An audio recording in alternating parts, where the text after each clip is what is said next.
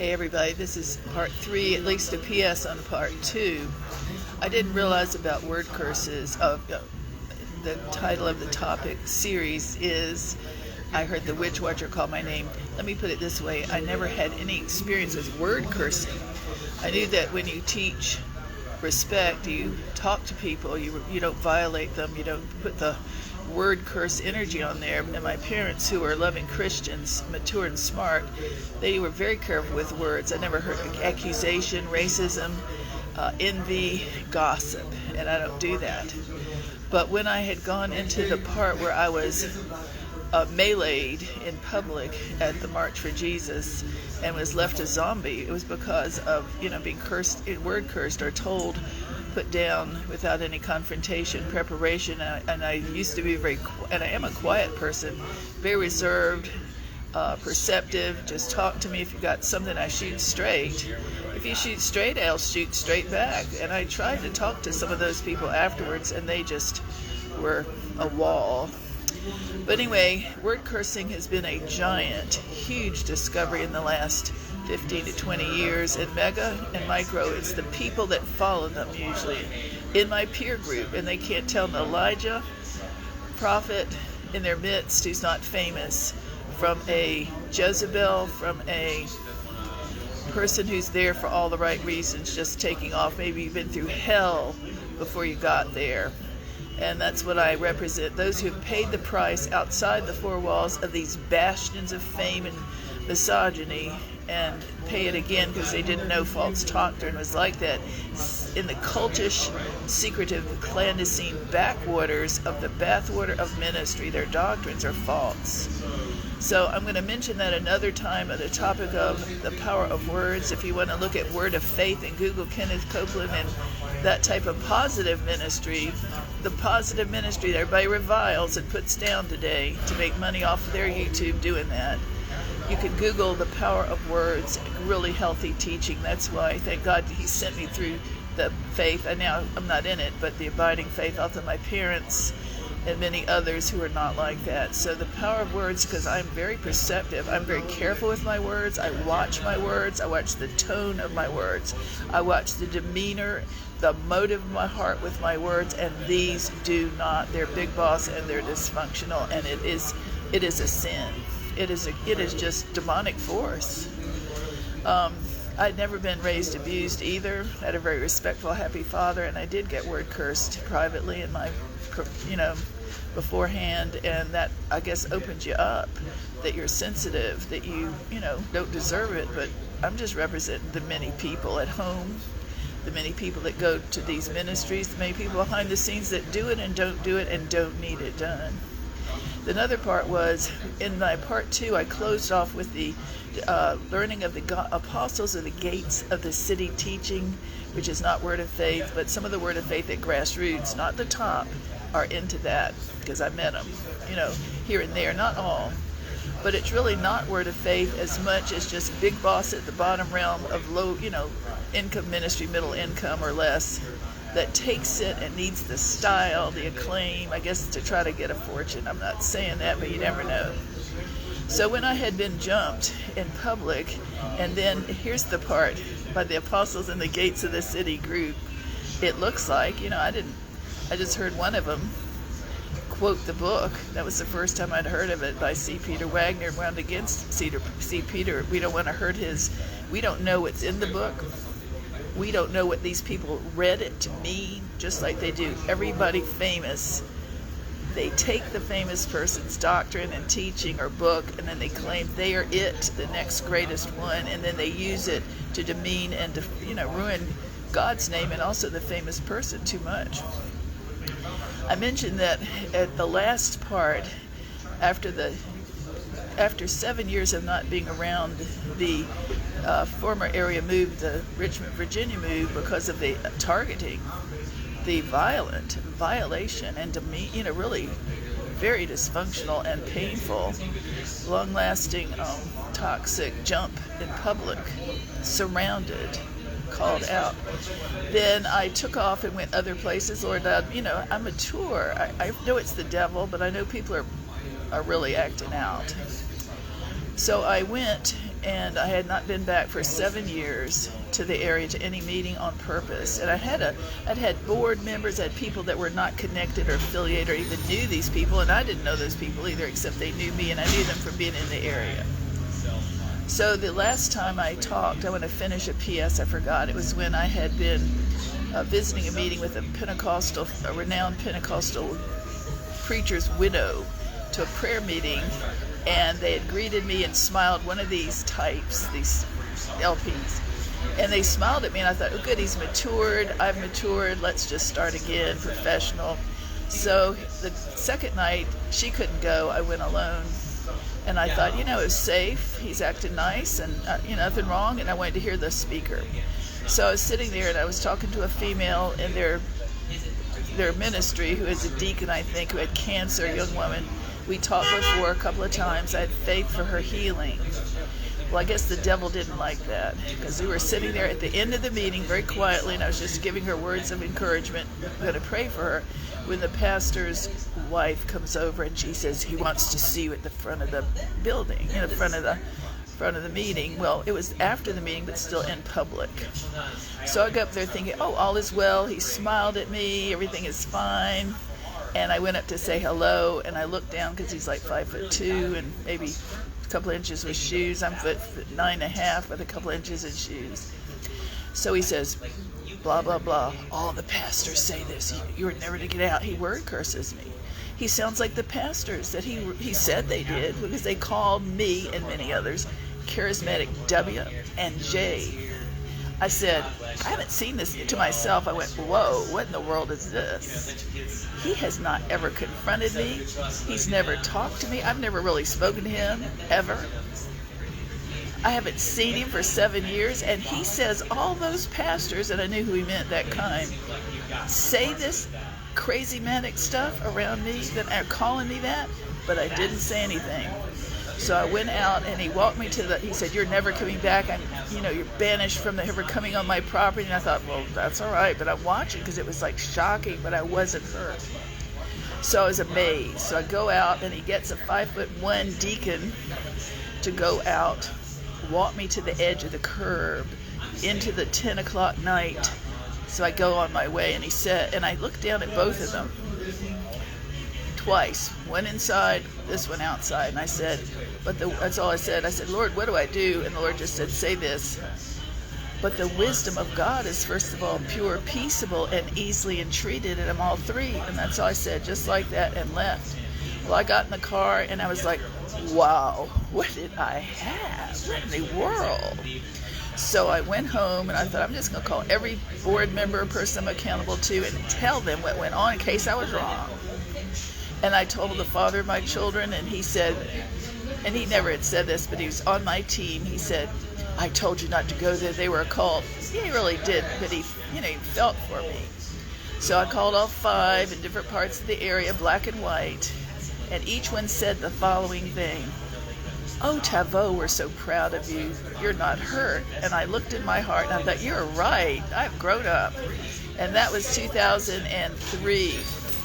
So later, I moved to Dallas, and I was at a meeting at these are all charismatic white LP and not black.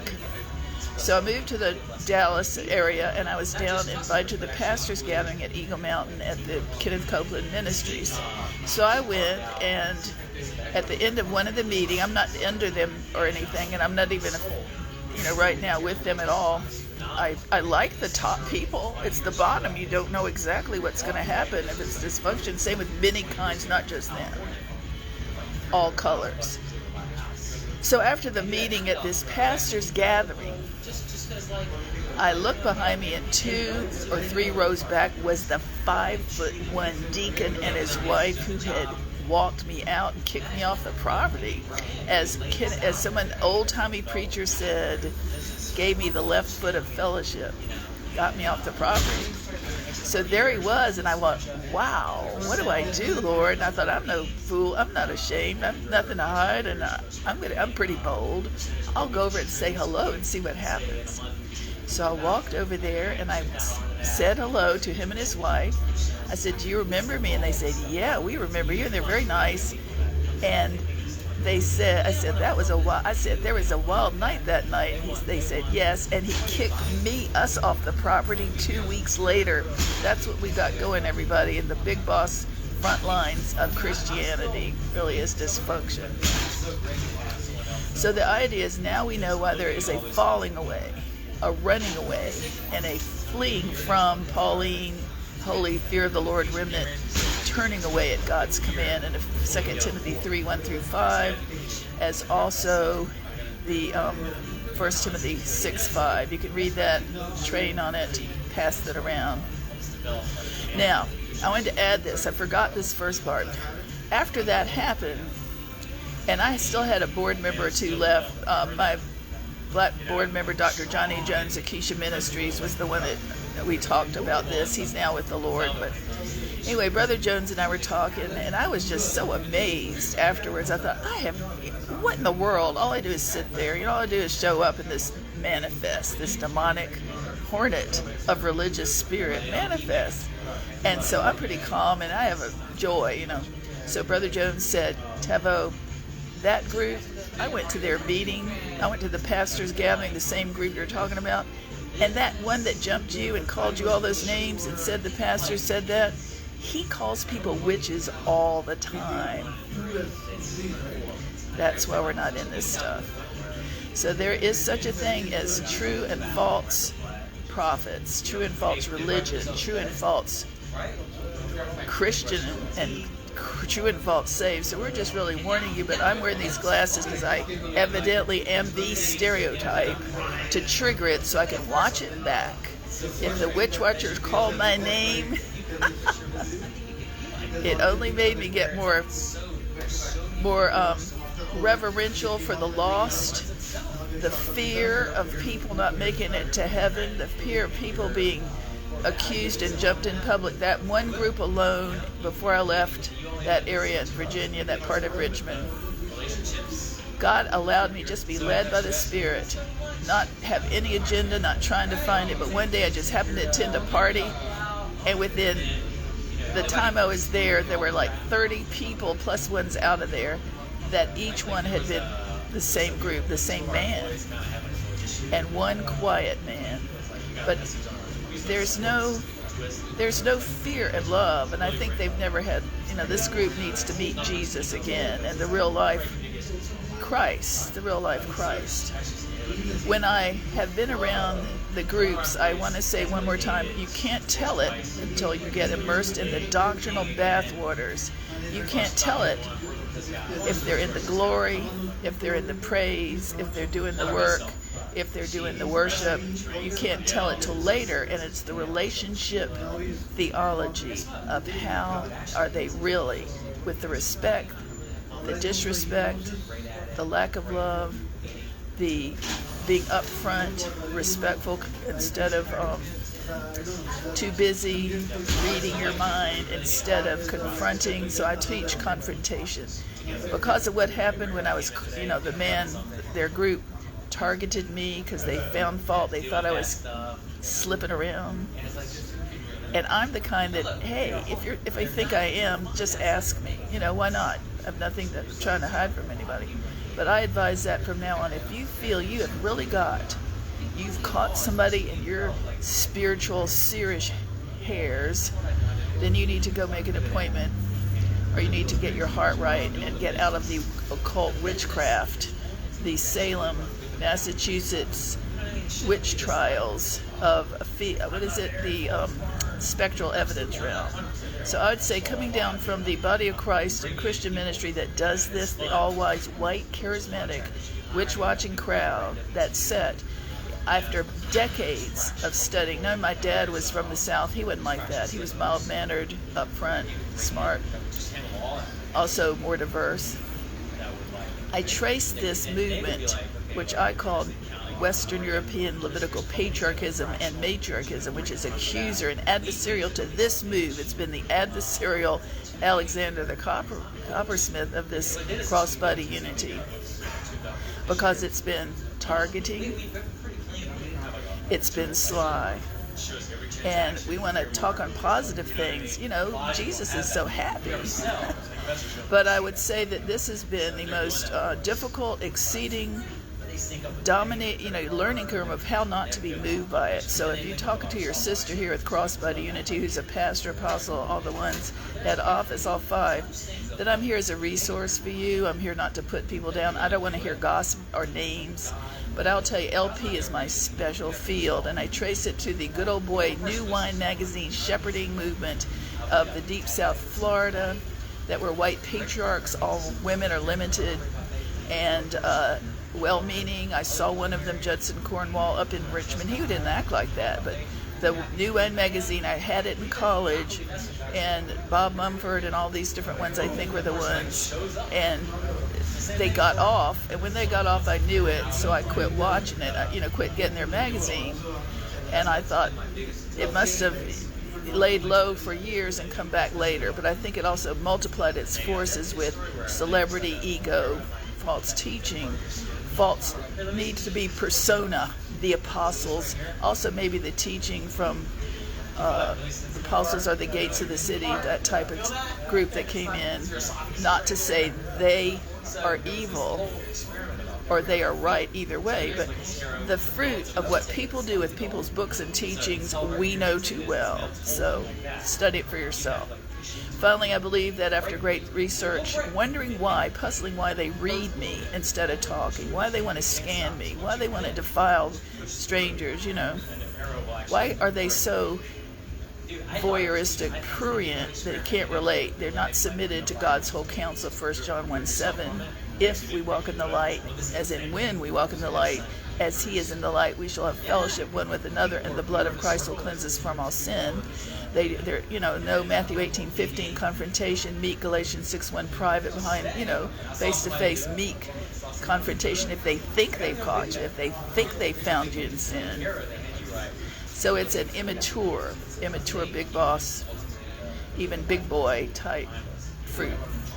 So I analyzed this. Where did this come from? Not just the Levitical patriarch that all women are, only men are, holding back, we're all over you.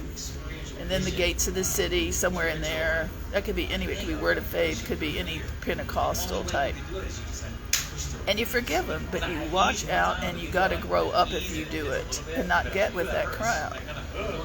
But then I realized that when I studied, we were chatting with friends, at Starbucks, at the barista fellowship level, you exchange really good information. So a person told me about the, I said, well, I believe it comes from the occult part, reading people, and false witness, tale-bearing by you reading them. You say, I saw them sleeping around, I saw them in sin, I saw they're a harlot, I saw they're a witch, the favorite thing all over the East Coast and Deep South and anywhere this is. I thought, well, let's figure out where this comes from. And I believe it comes from the Salem witch trials, because they were New England patriarchs selling on the first colonies. And out of the fine group that brought our nation wonderful things and good men, Christian faith, we also have a subgroup within that were false teaching, errant, and also occult. And they would project, or they would read people, women's vibes, have nightmares, everything subjected. And back in the first colonies, it was allowed to take that evidence called spectral evidence to court, and they murdered women. So that is the same spirit, the Saul spirit, the accuser, the woman, anti-woman. It's same like the Levitical patriarch, Eli, 1 Samuel, that crowd. And they're still LP. They're LP, and accusing the lone woman, Hannah, without her man beside her. That is a big trait. That's been me, the target for this move, just to help people and to train them, warn them.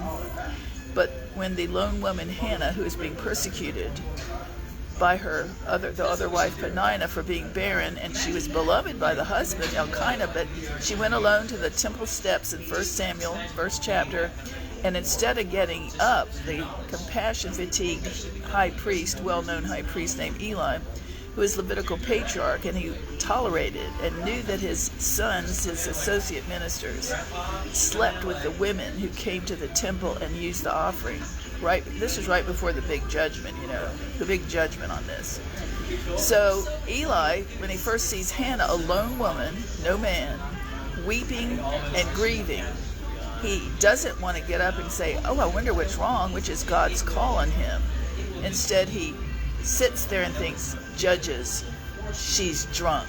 Another typecast, one of those weak-willed, overly emotional, stupid women that I gotta go, waste my time, all that. So we're pointing that out. There are traits in the field of the ripe for harvest, right now, that this is there, big time. It is there. So if you look at the Salem witch trials, I wondered, now how did the whelp, where did the whelp with their reading people and accusing them and murdering them, where does that come from? So some friend, like I said, the Barista Fellowship friend, he mentioned the book from the monk over in Germany, the German monk, which was Malleus Maleficarum, has the word male in it, which is the hammer of the witch. You can Google it on Amazon. And it was an inquisition about women, mean against women, in the monk, in a Germanic Teutonic background, which to me, when I've been most jumped, most targeted by out in the field or just showing up, they have a Germanic Teutonic flair. They really do. I'm sure you can find people that don't, but when I started in 1998 to go to conferences outside of Virginia, and I would go say hello, where I'd been in Virginia saying hello to pastors and leaders, because I'm a leader, other Christians. I'd say, I want to thank them for the good meeting, or say something, say thank you. And instead, I'd walk up and this one group, where I first started to racially profile them back in 1998. I went out, and I'm friendly, a nice person. So I was walking up to say hello, and all I did was show up and walk up to the head guy. And when I walked up as a woman, a person who is a woman, a human who's a woman, this man he took 3 steps backward and shuddered. Like, what do I look like? It's really awful. And then somebody else, I went to thank one of the fellas on their worship music team afterwards at another conference, and he was like, the reaction was, this one group especially was almost like defiling. It was so demeaning, because it was like, a woman, what is it? LP woman is your groupie, your fan, not a human? What in the world goes on? So when I started getting racially profiled at the big boss, and we forgive them, hey, we're doing it because we're on a discovery, and I found it other places after, and it's poor me. A lot of it is poor me, the LP.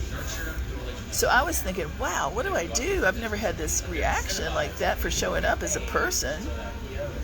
It's LP, Levitical Patriarch. So I thought, if I'm being racially profiled by this, I'm going to start racially profiling who does it, their doctrine, their politics, their demeanor, and everything. So that's how I got it. So we started in 1998 with defining what I now know a whole lot about Levitical Patriarch, based on only me racially profiling who did that, sort of discovering the fruit.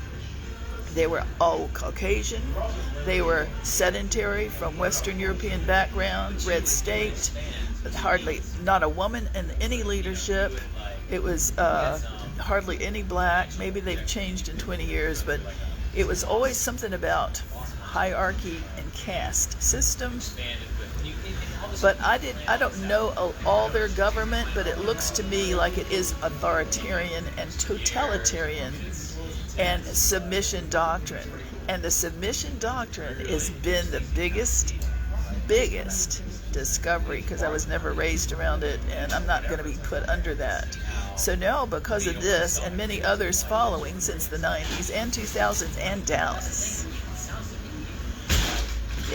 I'm a prophet, and I read them back. If they're starting to read me, the Lord will let me know, and I'll start watching them and see what they're doing and how they're doing it, and let you know what I find out about it. It's dysfunction, and But I also say, isn't that pitiful? Isn't that unclean to do that to parts? More than half of the people that show up to worship Jesus and donate in your offering a woman? You mean to tell me, like Eli, the evil eye witchcraft, little women, our property, boys will be boys club? Hey, God forbid, let us not be like that. Let us clean this up. Now, I'm talking to my own race. I'm talking about that, but I'm not talking against them as people. I'm talking about the fruit. I'm trying to shock it. I'm trying to wake it up because it's dysfunction. It hurts people. And Jesus wasn't he wasn't like that. But I will not name their names, but I will urge them to quickly clean up their act and their ministry. Now the thing is, if people want to talk to me from this movement, I'm not offended, but I will tell you this, I am not anybody's property for showing up. And I am not under your move, and you are not over me. I'm Galatians 1, and 2 for this reason, to teach people. Galatians 1, and 2 is apostolic ministry, and I teach apostolic theology, and a lot of this has to do with me discovering it, needing to know my own call, not to be in denial that God could do something different, like a Deborah type thing, but also knowing people that are getting targeted right and left all the time by this. And you can have people that are hotshot seers praying against them behind the scenes to like a death's head type thing. I've seen that. I had one lady that was from another prophet, a Dallas false prophet. I met one of his people, a lady who's a prayer warrior, at the Firestone. And when I meet people from that one group, because they're really big on their intercession, I really am concerned because you don't know what they're going to think of you as a female. And I found out, because really it's an us against them, loveless type of group. And I think they are proud of their seerness, which I'm just like, that's just part of the, many things about Jesus, not that big. So afterward we talked and we chatted, and then the next day project accusation that a she is their business and needs to be under their authority.